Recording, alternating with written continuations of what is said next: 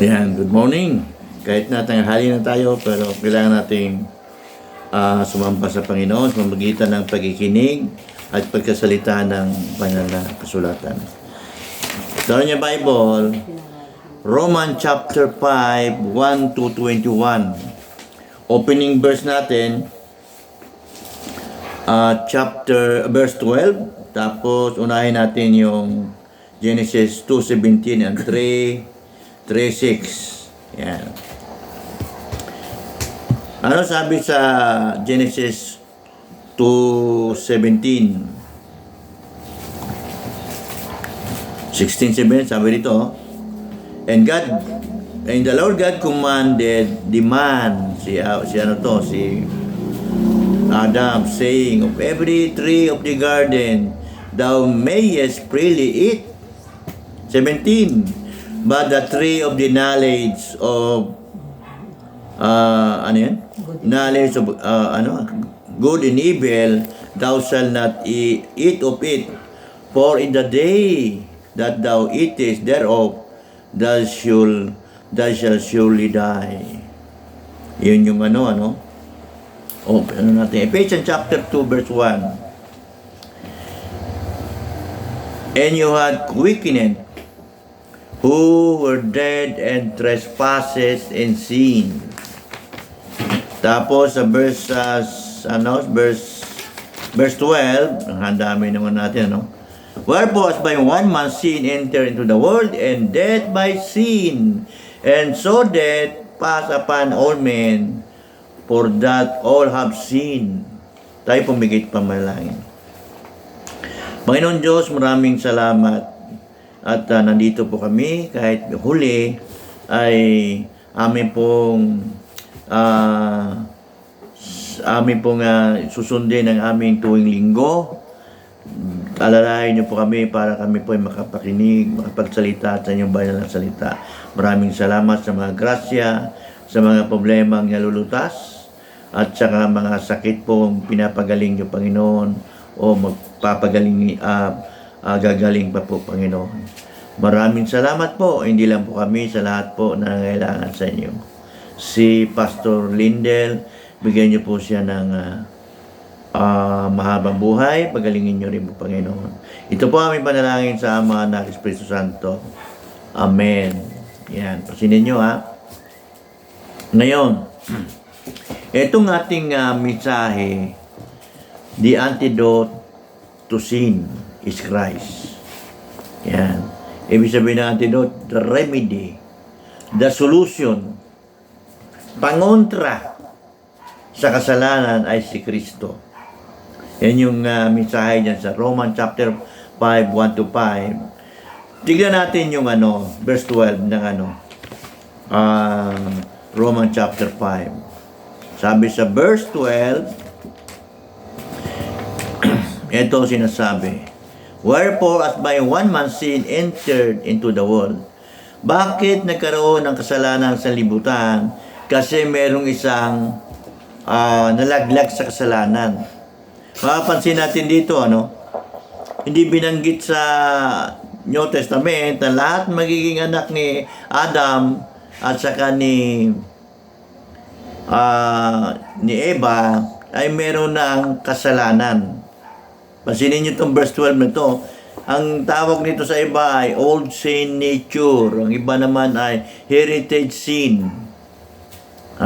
Minanang kasalanan. Bakit? Sabi, balikan natin. Wherefore, as by one man sin, referring to Adam, entered into the world. Umentra sa sanglibutan. Ang sanglibutan dito ay mga tao. And death by sin, ang kamatayan sa pamamagitan ng kasalanan, and so death passed upon all men. Walang binanggit ito na 1/4, 3/4, sinabi dyan all men, all have sinned. Yan, automatic yan. Yan yung tinatawag na inherited sin. Walang kawala. Pero may mga religion na hindi naniniwala dito. Ano yung kasalanan ni Balikan natin. Yung pagkain nila ng bunga na pinagbabawal ng Diyos. Diba? Sabi sa verse 16 and chapter 2 ng Genesis, "And the Lord God commanded the man, saying, of every tree of the garden, thou mayest freely eat." Lahat pwede mong kainin. Sabi 17, "But the tree of the knowledge of good and evil, thou shalt not eat of it." Huwag mong kakainin.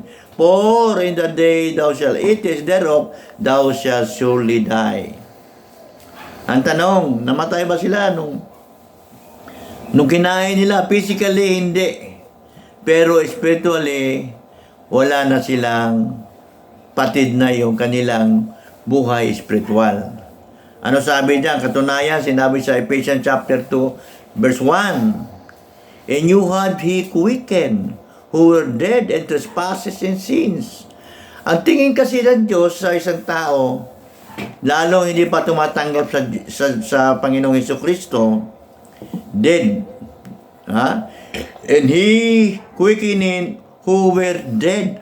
Ano, bakit namatay? "And trespasses and sins." Yun. Kaya yung mga believers ay unbelievers, mga patay tingnan sa Panginoon yan. Pagka hindi yan na na-save, tuloy-tuloy na ang kanyang kamatayan spiritually. Yung ating mensahe, may 4 na parte. 1 to 5, the result of justification. Ang resulta ng inaring ganap ka ng Diyos. Tapos, yan binabanggit dyan sa pangalawa, 6 to 11, the sacrifice of the Son. Yan yung pangalawa sa outline natin. Tapos, sa 12 to 15, the old sin nature or heritage sin and the law. Magkakampi yung dalawang yun. Yung law tsaka heritage sin. At saka sa number 4, 16 to 21, the grace is the answer to sin. Ang biyaya ng Diyos ay kasagutan sa kasalanan. Yan ang takbo. Tuloy-tuloy tayo. Ano sabi dito? "Therefore, being justified," verse 1, "by faith, we have peace with God through our Lord Jesus Christ." Kapag ang isang tao, unbeliever, sabi diyan, pag binaligtad natin yung peace, magulo. Kaaway mo ang Diyos. Yan ang dyan. Nagiging lang yan. Alam nyo paano nagkaing justified? Therefore, being justified by faith.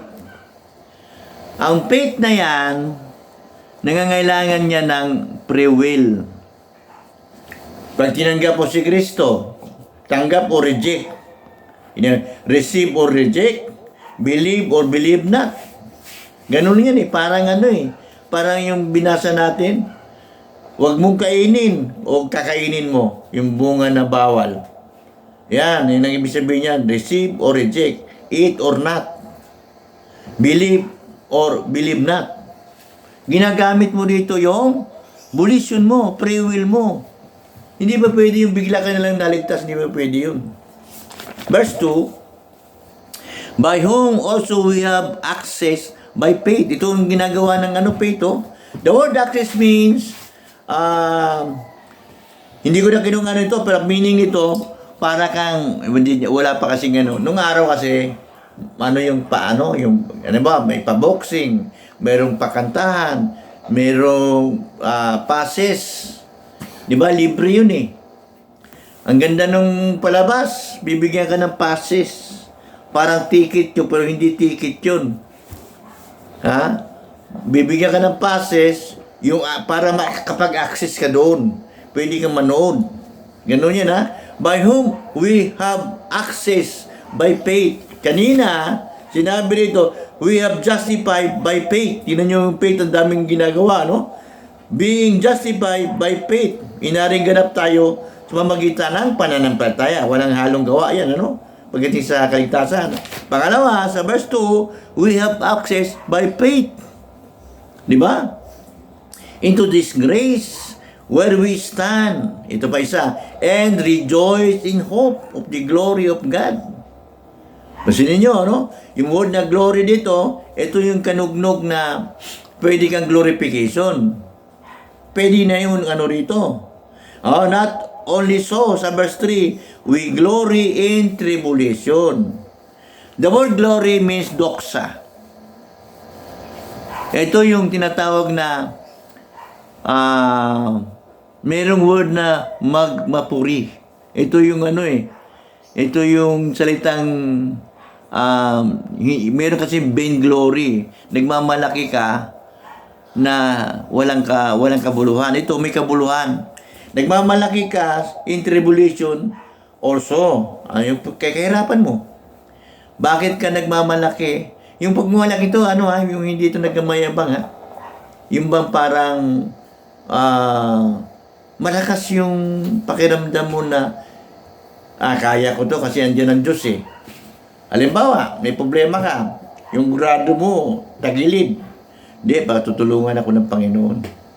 Kahit may makarinig. Pero puso mo ganun. Sisikap ka mag-aral. Bibigyan ka ng pasa ng Diyos dyan. Sino lang ginawa nga ng Diyos yung daigdig. Iba yung grado mo. Hindi kaya. Di ba? That tribulation worketh patience. And patience, experience. And experience, hope. Yan ang dito. Sino ba yan? Uy, saan ba yun? Ha?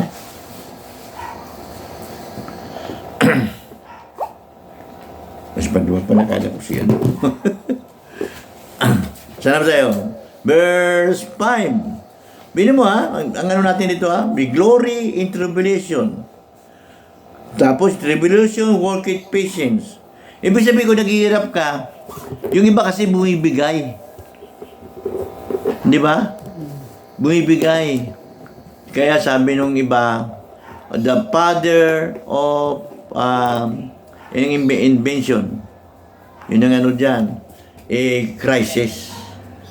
Bakit nakakaroon ng invento? Kasi mayroong pagkukulang. Mayroong pangangailangan. Kuryente. Maramdaman ng yan, mga inventor kailangan pala kuryente doon, na-produce ng kuryente. Kagaya ng COVID. Ano pangangailangan? Ito COVID ang questionable.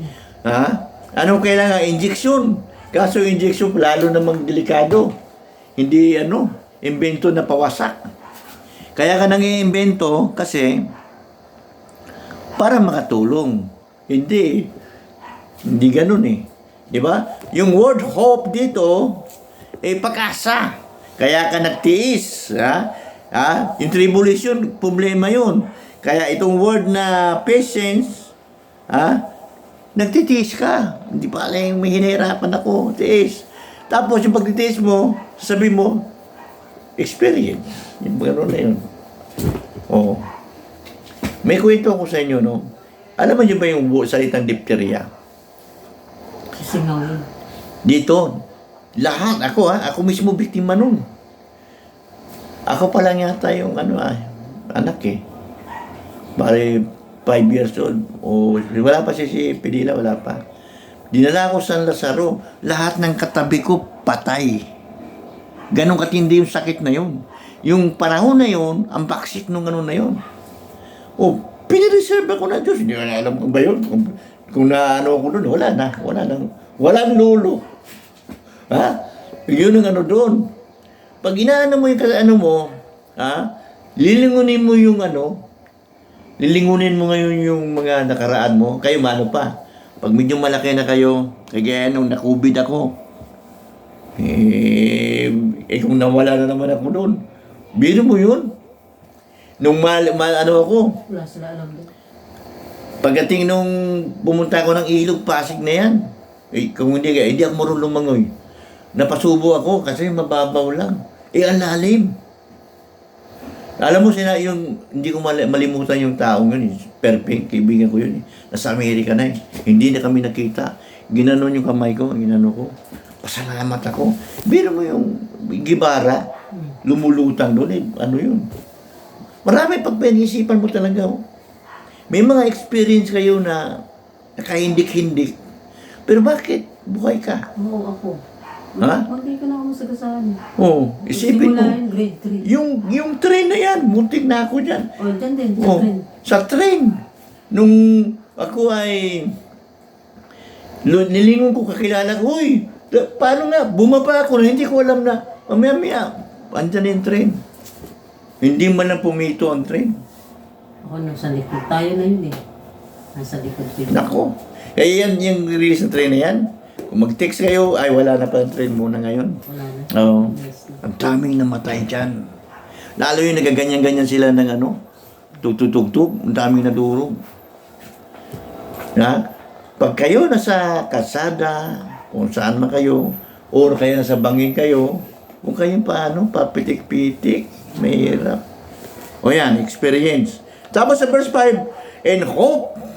Pansinin nyo, experience na yan, i-ano natin ngayon sa ano, kung ano man religion mo, mali yun, meron kang experience, meron kang patience, meron kang tribulations, yung hope, ha? Sabi nito, in hope, make it not ashamed. Kaya pag binasa mo yung ano, Matthew 7:21-23, Panginoon, di ba, nagsamba kami sa inyo, nagpagaling sa pangalan nyo. Kasi nasaan na nila na hindi sila, ligtas sila. Eh hindi, mali yung pinagtungtungan nila. Di ba? Saan yung ano yan? Matthew chapter 7. Tingnan nyo sa Matthew chapter 7. Ito mga taong to, akala nila, nasa Diyos sila. Oh, pansinin nyo, 21-23, oh. Not everyone that saith unto me, Lord, Lord, shall enter in the kingdom of heaven, but he that doeth the will of the Father which is in heaven. Ano yung will ng Diyos? Tanggapin mo si Kristo tama. Si Kristo tagapagligtas, si Kristo Diyos. O yan, yan ang importante dyan eh. Ang sabi sa 22, pasinin nyo, many will say in me in that day, yung ano na, yung sa kabilang buhay na to, have not prophesied in thy name. Nanguhula kami sa pangalan mo eh. Nagbibigkas kami ng ano eh, mga salita ng Diyos eh. And thy name have cast out devils o mga demonyo pa.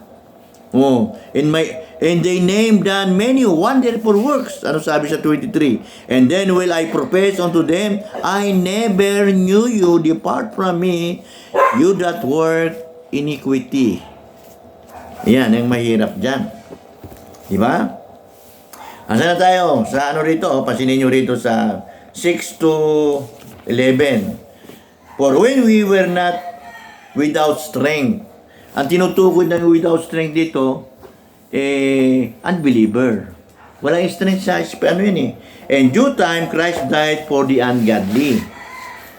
For scarcely for a righteous man will one die. The word scarcely, takot. Sino bang hindi matakot sa kamatayan? Yet, sabi pa rito, peradventure, haba ng word na yan, ang ibig sabihin niyan, perhaps. Sa Tagalog, baka. Ha? For a good man, some would even dare to die. May mga tao kasi hindi natatakot mamatay. Ha? Perhaps pa yun. Baka. Gaya ng mga sundalo. Yung iba dyan, hindi na matakot mamatay.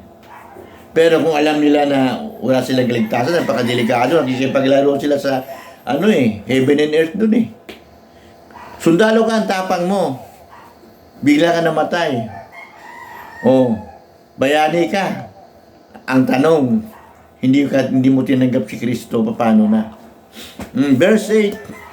But God commended His love toward us. The word commended, He gave. Di ba? Ang Diyos ibinigay ang kanyang pag-ibig para sa atin. In that, while we were yet sinners, ang tinutukoy ito, be unbelievers, Christ died for us.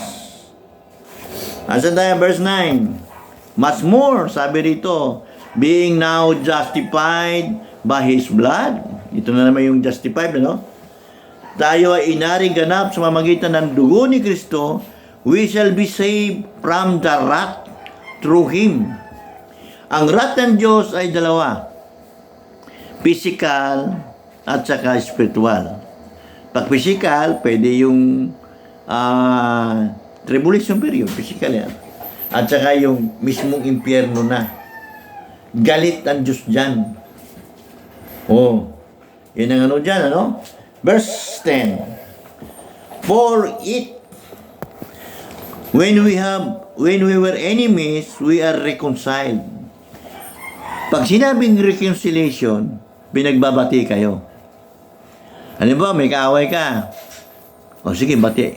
O, dapat yung talagang totoong bati. Yung iba dyan, bati-batian na, pagtalikod mo, niyari ka na. O, si Bruce Lee, yung ano nun di ba yung nagaganyan sila, di ba yung pag sa ano, yung yuyoko kayong dalawa. Si Bruce Lee, hindi mo nakayoko siyang ganyan, mata mo sa kanya, makasipain ka. Ganon. Kasi may own sin nature yung tao. Ha? Kahit anong bait ng tao, may pagkamalito yan. Ganun yan. Sabi rito, to God by the death. We are reconciled to God by the death ni Kristo. Di ba? Oh, by the death of His Son. Much more, being reconciled, we shall be saved by His life. Yung buhay ni Kristo, binigay niya rito sa libutan, doon tayo na saved. Ganda nga pagkano ni ano rito, ni Pablo yun. Wherefore, sabi niya rito, ibinalik niya ngayon sa yung origin ng kasalanan. Ang origin ng kasalanan, physically, yung pagkakasala ng dalawang mag-asawa. Parang ano to parang kwentong kutsero, pero wala, ang laki ng involved nito sa Biblia. Wherefore, as by one man's sin entered into the world. Yung kasalanan ni Adam, lahat ng kanyang downline, meron din kasalanan. Hindi na, maraming ibang bakit? Hindi naman ako kumain nung nung bungang bawal wala kang pa, yun ang protocol. Yun yung batas ng Diyos. Hindi mo pwedeng sawayin kasi umiiral Para ba yung yung tinatawag na, ano ba magandang? Yung ano lang, yung mga, yung sa kalsada, pedestrian, yung mga ka dyan, yung mahuli ka dyan, umiiral. Yan ay hindi kagaya sa Biblia, nung kami ay jaywalking. Nakisabay ako sa mga estudyante. May nahuli pa sa amin kasabay ko mga mga college. Ako high school pa lang ako nung araw. Pero nagtatrabaho na ako. Ngayon hinuhuli kami. Yung huling-huli na pakipang-kipang yung ganon. Hindi niya hinuhuli. Kami lang. Kasi wala siyang makukuhang pera dun Doon sa ganon. Nagreklamo, ba't kang nahuli pa sa atin na pilay-pilay, hindi niya hinuhuli? Pwede sabihin, nahawa ko din kayo hindi, matino kayo Ngayon, inisa-isa kami ng may barya ba kayo dyan? Sabi ng pulis. Wala sir Ako din, sabi ko, tambay lang ako, pero may trabaho ko.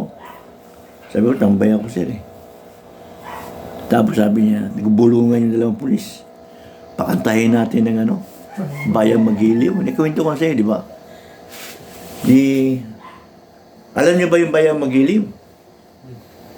Opo. Pero ako sabi ko, hindi ko bisado yan siya. Hindi ako nag-aaral Sabi kasi paibir mo isa-isa, mahihain ako, tapos pa isa-isa mo. Tapos, pagkakanta ka dyan, di ba yung pedestrian, yung may tawiran? Pag-stop ng makikita ka ng bawat tatawid. Kasi hindi naman kakanta ka, mahaba yung Bayang Magiliw Wala? Ang ginawa, sige, kanta na kayo lahat dyan. Kanta kami, Bayang Magiliw Tapos pinakawalan kami, wala sila makukuha pera. Yung estudyante, wala rin trabaho yun. Umasa rin, baka kagaya nyo rin. Ibigyan na ng 20, pambili ng tinapay o sasabihin mo, pambili ko tinapay, kukunin ko pa. Ganun mangyari dyan. Di ba? Ngayon sa verse 13, for until the law, sin was in the world, Oh, but sin is not imputed when there is no law. Nung wala pa si Moises, umiiral lang yung kamatayan. Ha? Sabi nga rin pag binasa natin, no? Pansinin sa 14. Nevertheless, death reigned from Adam to Moses. Yan yung boundary. Nung andyan na si Moises, sumulat na si Moises ng kasalanan. Yung 10 utos, kasalanan yung 10 utos pag ka dun Hanggang yung boundary. Paatasin natin kay Moses hanggang doon, nangamatay yung tao Ibig sabihin umiiral. Lalo ngayon, meron ng law. Sabi dito, tuloy natin verse 14, Sabi to Adam to Moses, even over them that have sinned after the similitudes of Adam. Kahit na hindi mo kinain yung bunga ng bawal, yung pataw nung kasalanan na sa atin pa rin. Transgression, who is the figure of him which was to come. Kasi, pag pinag-aralan mo yan, lahat ng tatanggap kay Kristo, save naman. Yun ang problema, pag tumanggi ka, hindi ka save. Yun ang mahirap dito Nung wala kang alam. Pag silang mo, may kasalanan ka na Dito hindi. Baby ka, may kasalanan ka na. Dito hindi. Kailangan lumaki ka muna. At tanggapin mo si Kristo. Saka ka pala makakawala doon sa tinatawag na heritage sin.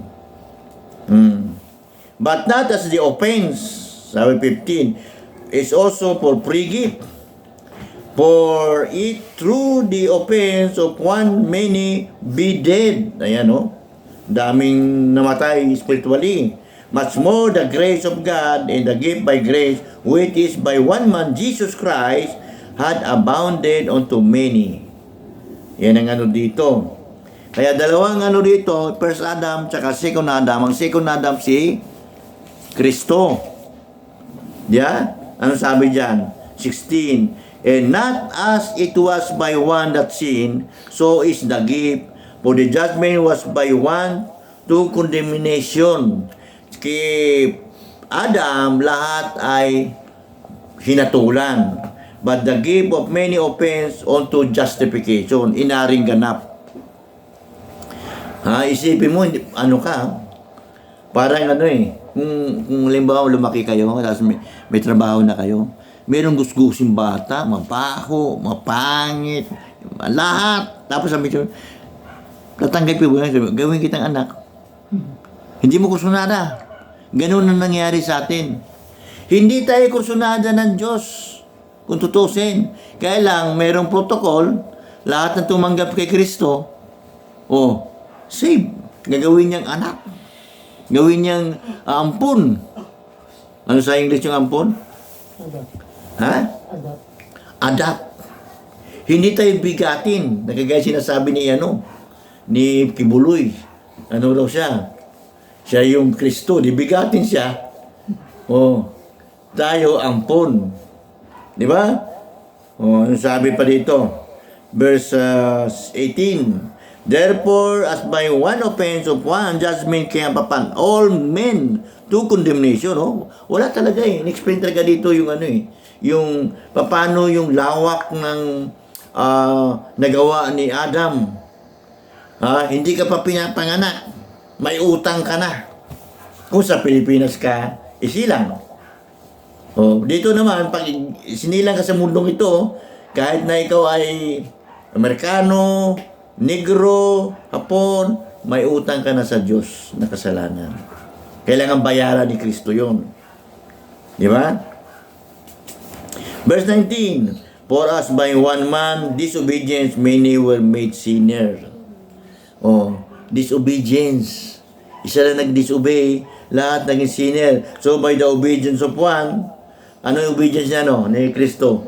Hindi siya tumanggi sa sa Calvary. Many be made righteous. Verse 20, moreover, the law entered into the offense might be abound. Yung law, nang pumasok, di na mo ha, but where sin abounded, but grace did much more abound. Pansinin nyo ha. Nung araw, wala pang merong yung bang kasalanan hindi pa masyado ma-distinguish.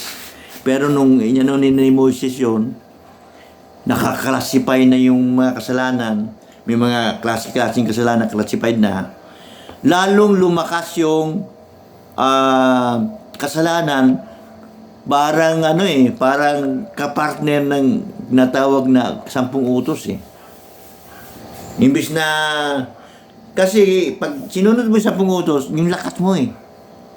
Ang doon eh, subukan nyo huwag magalit. Hindi ako magagalit. Lalo magagalit ka. Mayroong demonyo eh.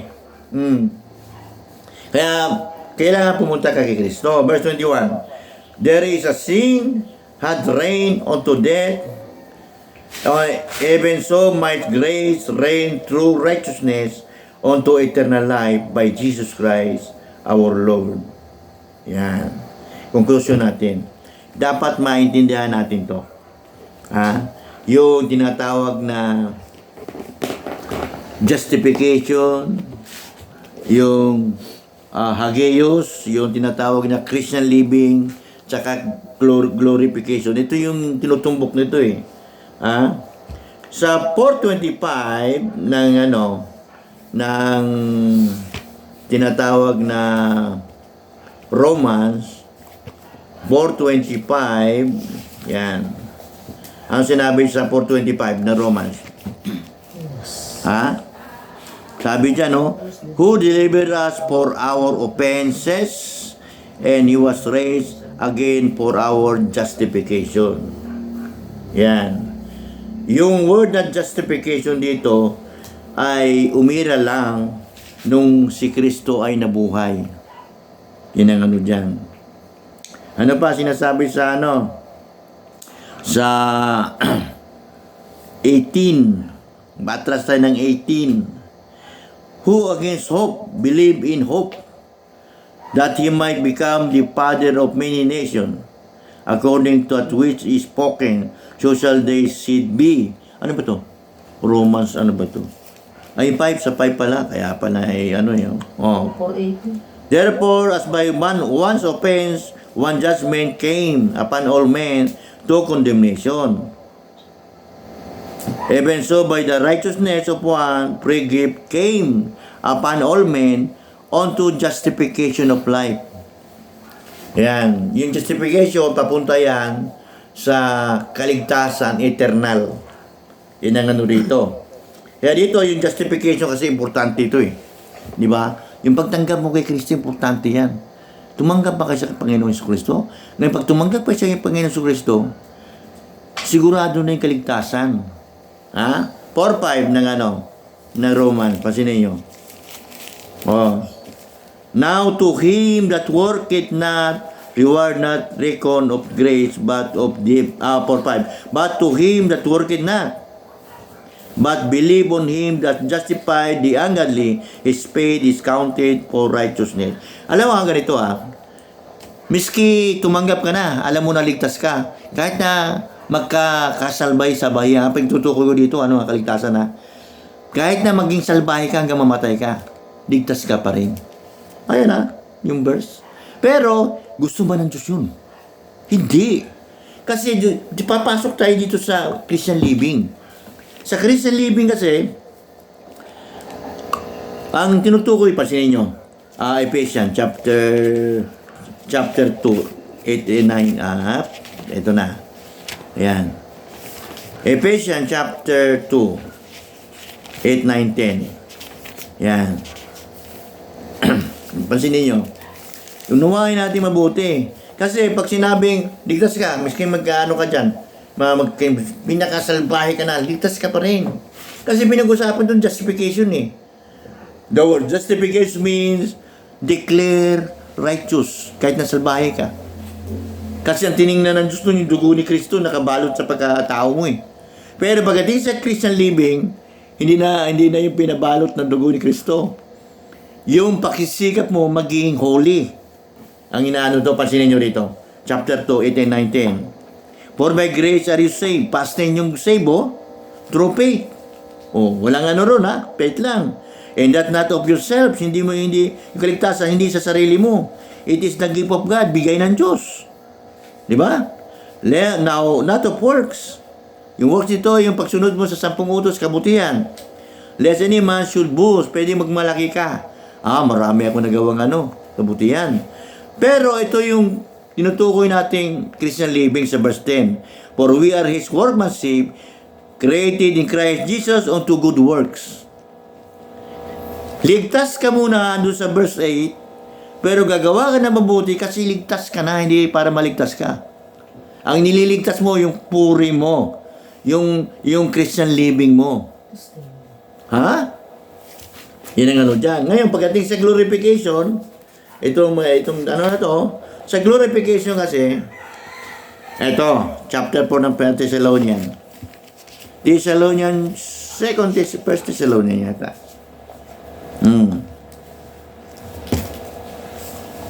Yan, verse 16. Itong pag binasa natin sa verse 13, verse 14, for if we believe that Jesus died and rose again, kailangan yun nabasihan. Para yun din nabasihan mo, mabubuhay ka rin para kay Kristo. For if we believe that Jesus died and rose again, even to them also which sleep in Jesus Christ will God bring with Him. For this we say unto you by one word of the Lord, that we which are alive and remain unto the coming of the Lord shall not prevent them which are asleep. The word asleep rin yung patay. Hindi pwedeng mauna ka sa patay. Hihintayin mo patay bumangon. Paano kung bumangon yung patay? Baka si Jethro tumakbo na. Sabi sa 16, for the Lord Himself shall descend from heaven with a shout, with the voice of archangel, and with the trump of God, and the dead in Christ shall rise first. Yung mga patay, lalo sa cemetery. Nakapunta ka ba sa cemetery? Hindi pa. Kailangan pumunta ka para maintindihan mo to. Then which we are alive and remain, that we caught up together with them in the clouds to meet the Lord in the air. And so shall we ever be with the Lord. Ito yung glorification. Babaguhin tayo. Yung hindi ko nalang binasa yung pagbabago, pero pinaiksi ko lang. Babaguhin tayo, yung katawan natin ay glorified body. Kaya nga glorification Yung glorified body na yan, hindi natatambalan ng ng sakit, hindi natatambalan ng baril, siga na si doon. Save ka ba? Yun ang problema. Ibig sabihin, pag glorified body ka na, aangatin ka na, punta ka na sa langit. Anong lugar ang pinakamagandang narating mo? Walang sinabi yan sa langit. Tayo pumikit ito pangalangin. Panginoon Diyos, marami pong salamat, Panginoon, na yung aming preaching, kung paano kami niligtas, ay amin pong naunawaan sa pamamagitan ng pananampalataya. Kahit anong gawin namin, pero hindi yun ang will ng Diyos, ligtas ka pa rin, Panginoon. Salamat, Panginoon. At yung word na Christian living, ito na yung magiging paano mo susundin ang kabutihan. Mapilyo ka man hindi dyan, ligtas ka pa rin. Pero ang gusto ng Diyos, mamunga ka sa espiritual. Yun ang pinakasentro niyan. Kasi mayroong reward dyan. At yung glorification, pakipakita sa atin, itong katawan natin ay babaguhin ng napakagandang kalagayan. Maraming salamat, Panginoon. Ito po ang panalangin sa Ama, Anak, Espiritu Santo. Amen.